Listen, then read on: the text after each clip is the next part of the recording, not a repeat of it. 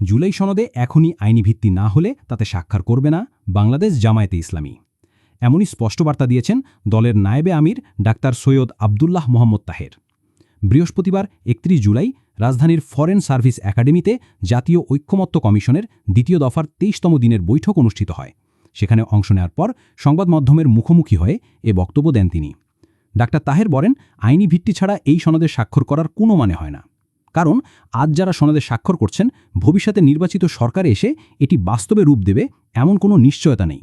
তাই জামায়াতের অবস্থান স্পষ্ট, যা করার এখনই করতে হবে।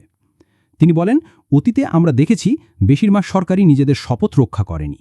৫৪ বছরের ইতিহাসে এমন ঘটনা বারবার ঘটেছে। তাই বিএনপির বক্তব্য যে সংসদে গিয়ে তারা এই সনদকে আইনি ভিত্তি দেবে, তা কতটা বিশ্বাসযোগ্য সেটি প্রশ্নবিদ্ধ।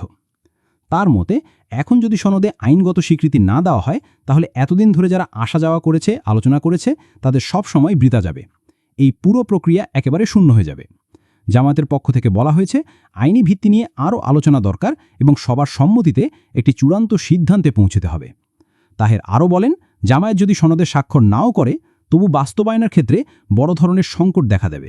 কারণ লিগ্যাল স্বীকৃতি ছাড়া স্বাক্ষর করলেও কিছু হবে না, আর না করলেও ক্ষতি নেই। কাজেই মূল বিষয় হল এর আইনগত ভিত্তি নিশ্চিত করা। তিনি প্রশ্ন তোলেন, আইনি স্বীকৃতি দিতে সমস্যা কোথায়? যারা বলছেন এটি সম্ভব নয়, তারা আসলে বিভ্রান্তি ছড়াচ্ছেন। এ সময় আরও একটি গুরুত্বপূর্ণ বিষয় তুলে ধরেন ডাক্তার তাহের। তিনি জানান, সাংবিধানিক প্রতিষ্ঠানগুলোর নিয়োগ বিষয়ে অধিকাংশ রাজনৈতিক দল সংবিধান অনুযায়ী নিয়োগের পক্ষে মত দিয়েছে। তবে বিএনপি সহ কয়েকটি দল প্রথমে আপত্তি জানালেও শেষ পর্যন্ত তারা নোট অফ ডিসেন্ট দিয়ে একমত হয়েছে। এই বিষয়টি এখন চূড়ান্তভাবে কমিশনের সিদ্ধান্তে অন্তর্ভুক্ত হয়েছে।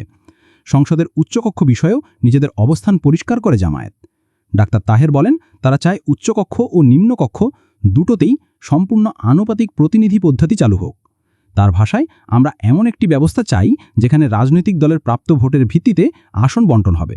কারণ অতীতে ভোট হয়েছে রাতে, প্রত্যাশিত অংশগ্রহণ ও স্বচ্ছতা ছিল না, ফলে জনগণের প্রকৃত প্রতিনিধি নির্বাচিত হয়ে আসেননি। তাহের বলেন, আনুপাতিক পদ্ধতি অনেক দেশেই আছে, বাংলাদেশেও তার বাস্তবায়নের কোনো বাধা থাকার কথা নয়। এ সময় তার সঙ্গে ছিলেন জামায়াতের সহকারী secretary general doctor AHM Hamidur Rahman Azad. জাতীয় ঐক্যমত্য, আইনি ভিত্তি এবং নির্বাচন ব্যবস্থায় কাঙ্ক্ষিত পরিবর্তন, এই তিনটি বিষয়ের উপরই জোর দিয়েছেন জামায়াত নেতারা। তাদের মতে, কেবল আলোচনায় নয়, এখন প্রয়োজন আইনের সুস্পষ্ট ছায়ায় এই সব সিদ্ধান্ত বাস্তবায়নের নির্ভরযোগ্য রূপরেখা।